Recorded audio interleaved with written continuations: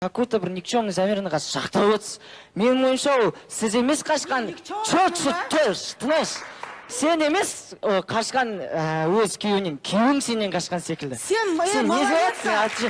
Сен сабалап тастай бер. Қазір әкесі сүйреп мына жерден шешіп жіберемін.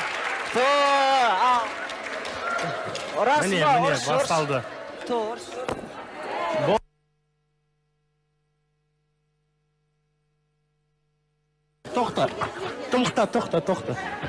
Тоқта. Мына жаққа отыр. Әні моншағын үзіліп қалды. Көрермен? Молодец. Е, білем. Замира, басымды иді. Отыр қызай. Тағы не істейсің? Бейнесі ма, кел. Тағы ұрш ма, кел. Міне, құрметті көрермендер. Сабырға шақырамыз. Сөйлейтін болма.